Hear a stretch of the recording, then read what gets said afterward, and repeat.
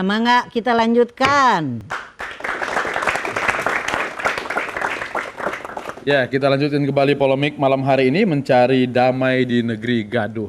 Tadi kata Romo Beni, bukan soal agamanya, intoleransi itu sering kemudian menjadi berkembang luas, tapi karena penegakan hukum. Ya, gimana menurut Anda?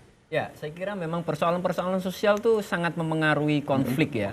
Banyak bahwa konflik dalam sejarah sebenarnya lebih ditentukan oleh persoalan-persoalan sosial, bukan pada dasarnya oleh ideologi. Ya. Karena juga misal banyak sekali dalam sejarah misal kekerasan yang pembantaian besar yang tidak didasarkan pada agama. Jadi yang menganggap bahwa agama sebagai sumber itu saya kira keliru. Nah, saya kira ini memang kita menyaksikan ada kegagalan negara dalam konteks saya kira pengelolaan sosial. Negara tidak punya strategi, salah satunya bahwa penegakan hukum itu salah satu hal. Tetapi bahwa penegakan hukum itu bukan satu-satunya faktor yang menjamin agar misal kedamaian itu tercipta. Karena kalau seperti zaman Orde Baru, ya dianggap mungkin banyak masyarakat menganggap damai, tapi di bawah ancaman. Jadi karena orang takut. Harusnya kan orang taat hukum atau baik sama tetangganya atau bersaudara semangatnya sama temennya itu bukan karena takut oleh bapaknya atau apanya, tapi memang karena value dia, semangatnya dia ya sama tetangga harus baik, sama teman harus baik, sama orang lain juga harus baik. Nah, ini saya kira sementara kalau hukum aja, hukum itu kan mengikat, memaksa. Jadi memang tantangannya saya kira bahwa negara memang harus bisa berpikir. Sejak awal, di tengah masyarakat Indonesia yang sejak awal tuh majemuk, plural, bagaimana memastikan kedamaian itu tercipta. Mulai dari persoalan ekonominya dia harus peka, persoalan budayanya dia harus peka, kebebasan beribadah peka, termasuk konteks penegakan hukum. Nah, sekarang yang terjadi kan seolah-olah misal kita tanpa value. Misal kita lihat misal kegaduhan politik. Ya. Karena politik udah terlepas dari nilai, dari politik. Padahal politik itu pada dasarnya kan dibentuk agar kita nggak gebuk-gebukan, diselesaikan di atas meja. Mau berdebat, mau kayak gimana lebih baik daripada pukul-pukulan, daripada tembak-tembakan. Tapi justru itu politik sebagai sumber jadinya. Ya, tapi tujuannya politik harusnya tetap kebaikan bersama, maslahat bersama atau kemakmuran umum, kebaikan umum. Nah ini politik yang dipraktekkan oleh para politisi kita.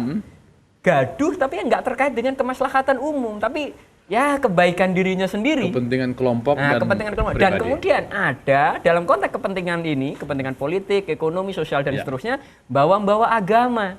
Kita menyaksikan banyak sekali orang yang tiba-tiba menjadi sangat Islami kalau misal lagi ada mau pemilihan misalnya gitu kan. Atau orang kalau lagi ada mau agenda politik tiba-tiba terus ini karena dia menggunakan sentimen agama, bukan agama dijadikan sebuah panduan untuk dia mendekatkan diri sama Tuhan atau meraih hidup yang lebih baik. Agama itu memang mudah dimanipulasi. Dalam bukunya Myers misalnya Religion of Violence, agama itu kerap kali mudah dimanipulasi untuk kepentingan politik jangka pendek. Karena apa? Karena pertama, kalau kita dalam menaksir teks tidak dilihat konteksnya, itu mudah dimanipulasi tergantung penafsir kan kepentingan itu. Maka Myers selalu mengingatkan akan bahaya tentang manipulasi agama untuk kepentingan politik kekuasaan itu. Dan dia mengingatkan dalam buku itu. Jadi memang cara beragama yang otentik menjadi penting. Gitu. Beragama otentik itu adalah orang yang memahami agama secara mendalam. Tidak ritual Tidak saja. ritual. Tapi kalau orang memahami agama secara mendalam, dia itu akan lebih akan dia lebih menyintai sesama yang berbeda.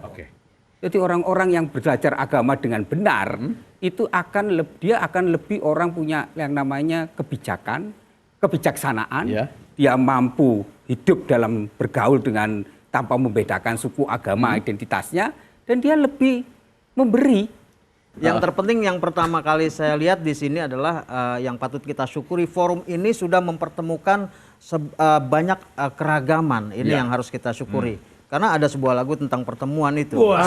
Ini dia. Pertemuan yang kuimpikan kini jadi kenyataan. Ya, kenyataannya kita saling berdampingan. Ini berbeda agama.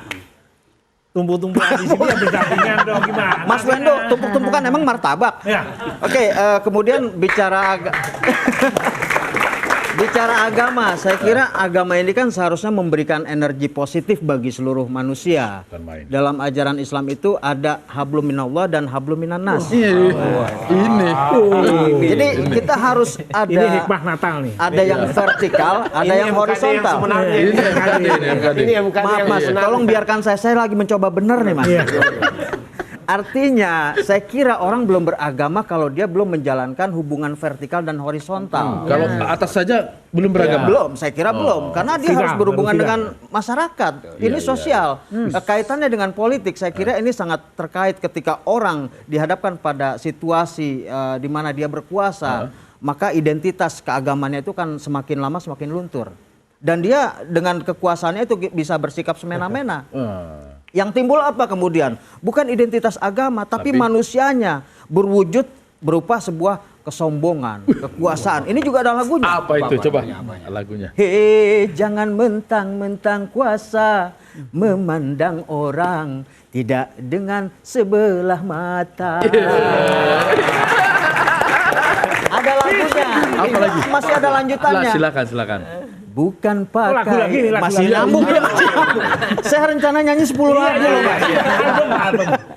Bukan pakaianmu tapi pakaian Tuhan yang berhak disembah oleh semesta alam. Ya. Mas Jari mau nyanyi? Kalau nyanyi semua menjadi terlucu atau Ya, setiap agama akan selalu ada aspek esoterik, ada aspek eksoteris. Ya, beragama yang sejati itu kan yang esoteris kan. Ya. Sifat batin, pribadi, hubungan dengan Allah Subhanahu wa taala, Tuhan Yang Maha Esa. Tapi ada juga aspek eksoterik ya, aspek lahiriah. Simbol-simbol yang sifatnya itu formalistik.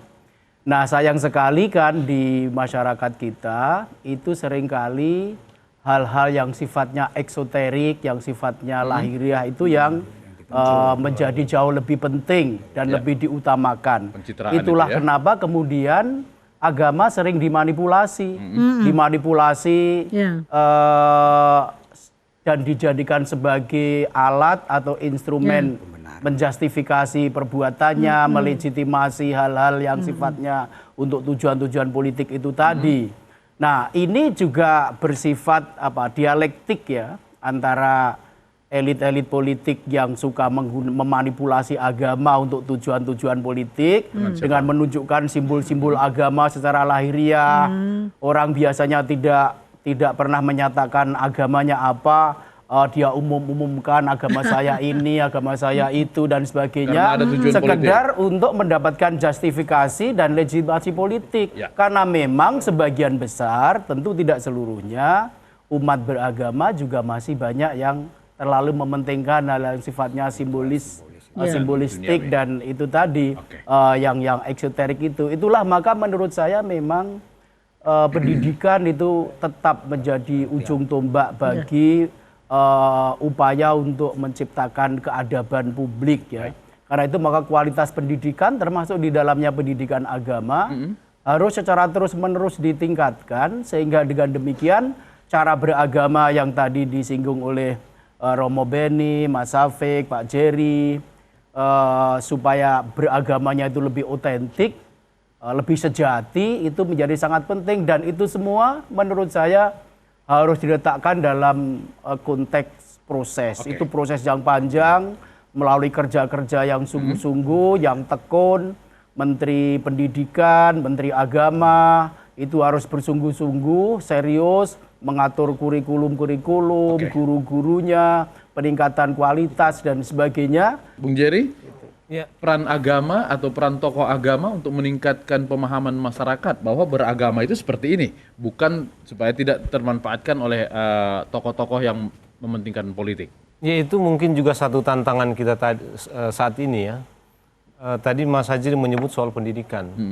Kita mungkin juga harus memberi catatan di sini karena orientasi pendidikan kita ini kepada pendidikan moral yang sifatnya simbolik tadi Mas, bukan substansial. Kita memang sekarang ini ramai juga bicara pendidikan dan saya setuju bahwa pendidikan itu menjadi kunci. Tapi mungkin soal kita sekarang adalah pendidikan yang bagaimana. Bagaimana mendesain pendidikan itu yang memang orang akan sampai kepada kedalaman substansi, bukan sekedar simbol gitu. Karena kita lihat sekarang kan pendidikan moral atau pendidikan agama itu simbolik betul, gitu ya. Sekolah-sekolah itu harus pakai jilbab misalnya. Seolah-olah inilah pendidikan gitu. Dengan memakai jilbab, mohon maaf ya, seolah-olah ini sudah menandakan bahwa orang ini moralitasnya baik gitu ya, atau memakai peci atau memakai kalung salib atau simbol-simbol agama yang lainnya gitu. Jadi sebetulnya secara tidak sadar menurut saya kita sedang mengarah kepada pendidikan kita ya, karena itu mengarah kepada penekanan simbol-simbol ini. Bukan substansi. Bukan ya? substansi gitu. Nah, dalam konteks ini Mas, saya kira mungkin kenapa politik kita gaduh, karena begitu juga agama-agama ini tidak mampu mempengaruhi substansi cara para politisi berpolitik gitu ya. Jadi moralitas politik itu moralitas nilai-nilai moral dalam politik itu tidak muncul. Yang muncul adalah kegaduhan itu gitu. Karena setiap orang berpolitik itu memikirkan diri sendiri, padahal bukan mementingkan kemaslahatan. Betul, padahal politik itu sebetulnya kan bagaimana memikirkan kesejahteraan bersama untuk sebuah komunitas gitu. Saya. Iya, boleh. Dari tadi gini-gini saya lihat. Saya usul dari tadi. Iya. Enggak gini, ya malam ini tenang lah, senang saya. Bahagia lah, tadi Romo Beni kasih contoh dahsyat persatuan, pertemuan, luar biasa. Bapak-bapak, bahwa ini bukan persoalan agama. Yes. Lalu apa kalau bukan soal agama? Kenapa terjadi? Iya, makanya saya bertanya. Enggak gini, saya ingin mengatakan begini kurang lebihnya. Ini bukan persoalan agama. Agama tidak mengajarkan itu. Kenapa agama dimanipulir? Loh, agama kok sedemikian lemahnya sehingga dimanipulir bisa? Ini pertanyaan saya ada. Yang menjadi ini barangkali kita nggak berani terus terang. Mungkin generasi ini terlalu tua untuk terlalu takut untuk berterus terang yang sebenarnya.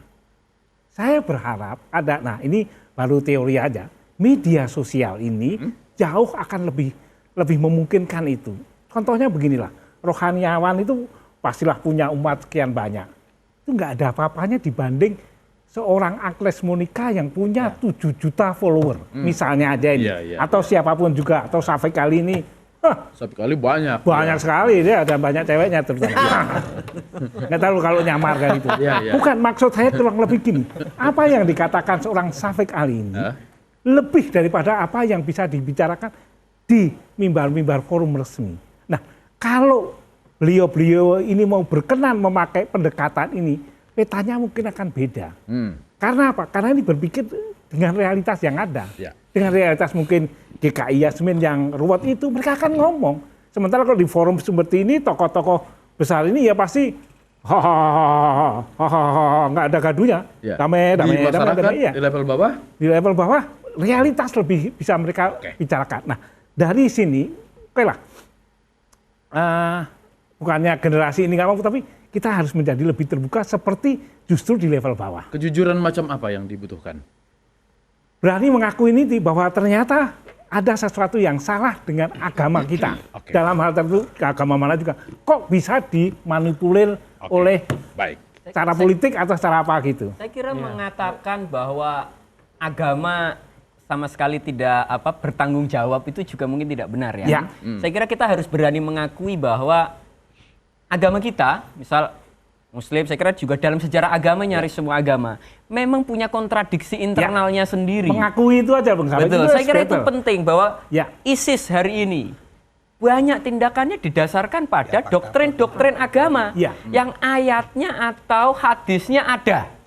Dia punya penafsiran sendiri, bahkan dia merestorasi perbudakan. Dipotong-potong sendiri. Nah, ini kan soal pemahaman. Problemnya kan memang Nabi sudah wafat jauh nih. Kita nggak bisa bertanya langsung dari utusan Tuhan. Kita menafsirkan berdasar teks.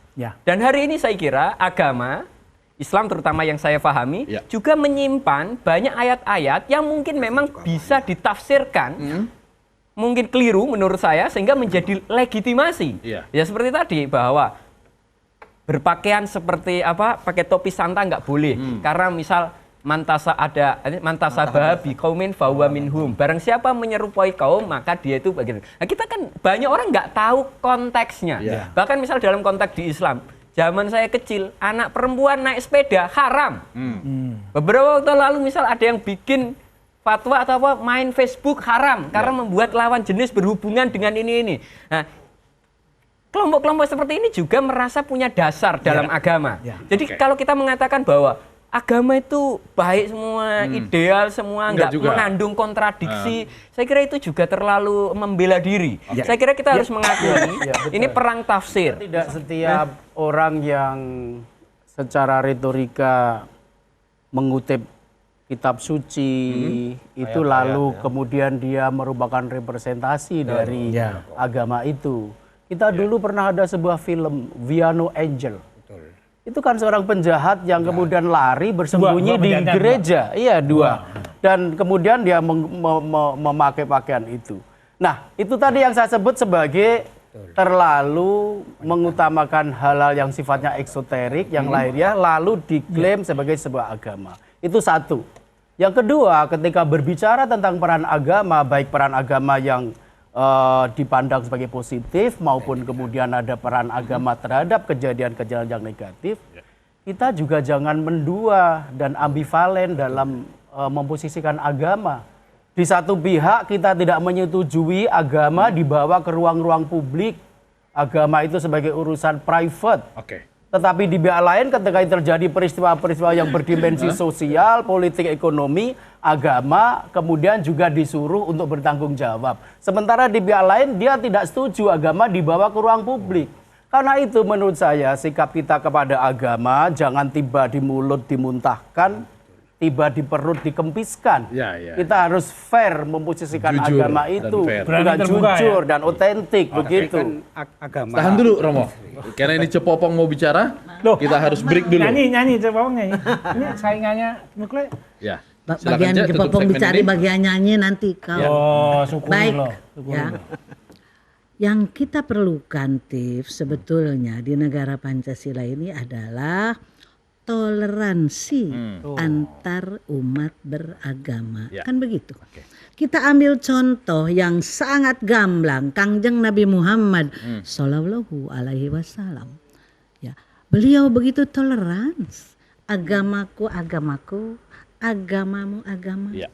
Mangga masing-masing, kan begitu. Beliau tidak pernah mendirikan negara Islam. Jangan salah. Tidak pernah mendirikan negara Islam. Beliau adalah mendirikan masyarakat madani. Agamaku agamaku, agamamu agamamu. Itu yang kita perlukan. Mangga ulang berhenti dulu.